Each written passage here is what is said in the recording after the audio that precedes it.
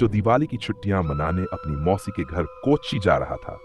जैसे ही उनकी कार मौसी के गांव में दाखिल हुई, जिमी को बहुत प्यास लगी और उसके पिता ने एक सड़क किनारे दुकान पर गाड़ी रोक दी। तभी पिता की नजर पास जमा भीड़ पर गई। उन्होंने चौंक कर पूछा, यहाँ इतनी भीड़ क्यों है? जिमी ने भी उत्सुकता से गर्दन घुमाई और उसकी नजर भीड़ के बीच पड़ी। एक महिला की लाश पर पड़ी। उसके गले में सोने की चेन थी, हाथों में चूड़ियां और आंखें खुली हुई। एक पल को लगा जैसे वो देख रही हो। जिमी को साया सा महसूस हुआ, जैसे कुछ उसके शरीर से छूकर निकला हो।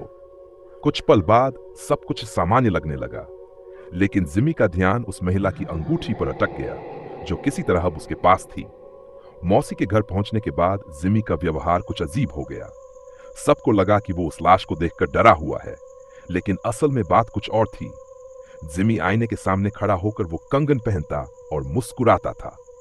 वो लड़की की तरह सजने लगा था। एक दिन वह अपनी चचेरी बहन युचा के पास गया और बोला, मुझे सजना है, मेकअप दो न प्लीज। हुचा हंसी समझकर टाल गई। फिर जिमी मौसी के कमरे में गया और उनकी साड़ी और लिपस्टिक चुरा लाया। जब वो पूरी तरह तैयार हो रहा था, तभी उसके पापा कमरे में दाखिल हुए। ये क्या बेहुदा हरकत है? उन्होंने गुस्से से पूछा। जिमी रो पड़ा। मैं लड़की बनना चाहता हूं पापा, मैं लक्ष्मी हूं। चुप रह, ये सब बकवास है। गुस्से में आकर उन्होंने उसे बुरी तरह पीटा और कमरे में बंद कर दिया। जिमी जोर जोर से रोने लगा। तभी उसने देखा, दीवार पर एक परछाई थी। धीरे धीरे वह परछाई उसकी तरफ बढ़ने लगी। वह चिल्लाने लगा, मुझे बाहर निकालो, कोई है क्या? कोई जवाब नहीं आया। फिर उसके बिस्तर के नीचे से अजीब सी आवाज आई, जैसे कोई रेंग रहा हो, लक्ष्मी लक्ष्मी। जिमी ने झांक कर देखा और हक्का कपका रह गया। वही औरत थी, वही लाश, जो अब उसकी तरफ रेंगते हुए आ रही थी। उसकी आंखें अभी खुली थीं, लेकिन उनमें सिर्फ गुस्सा था, जलन, दर्द। वह औरत जिमी के अंदर घुस गई और जिमी बेहोश हो गया।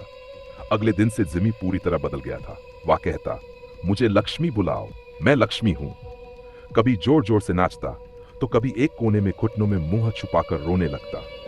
एक दिन मां के सामने फूट फूट कर बोला, मुझे शैतान दिखते हैं मां, वो मुझे मार डालेंगे, मैं मरना नहीं चाहता। घर वाले घबरा गए। उसके पापा ने गांव में पूछताछ शुरू की, तो जो सच्चाई सामने आई, उसने उनके पैरों तले जमीन खींच ली।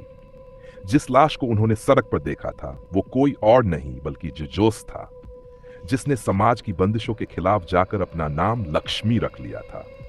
उसे एक लड़के से प्यार था। जब गांव वालों को पता चला तो उन्होंने उसे सबके सामने मार डाला। उसकी आत्मा आज भी शांति की तलाश में थी। पिता को पछतावा हुआ, हे भगवान, मैंने अपने ही बेटे को नहीं समझा, ये सब मेरी गलती है।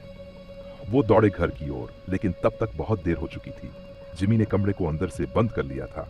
वो जोर जोर से चिल्ला रहा था, वो आ गए हैं, उनके पैर उल्टे हैं, उनके दांत खून से सने हुए हैं, वो मुझे मारने आए हैं, कोई बचाओ। परिवार वाले दरवाजा तोड़कर अंदर घुसे तो जिमी अधमरा पड़ा था। उसका शरीर बर्फ सा ठंडा हो चुका था। उसे अस्पताल ले जाया गया। डॉक्टरों ने जान बचा ली, लेकिन उसकी आंखों में अब डर था। बाद में जब कंगन मिला तो उसे लक्ष्मी की कब्र पर दफना दिया गया। सबने मिलकर उसकी आत्मा की शांति के लिए प्रार्थना की। कुछ हफ्तों बाद जिमी बिल्कुल ठीक हो गया। उसे कुछ याद नहीं था, न लक्ष्मी न वो डर। लेकिन यह कहानी यहीं खत्म नहीं होती, क्योंकि आज भी समाज में कई लक्ष्मी हैं, जिनकी पहचान, जिनका प्यार और जिनके सपने उन्हीं के अपने छीन लेते हैं। क्या हम फिर किसी जिमी को, किसी लक्ष्मी को समझ पाएंगे?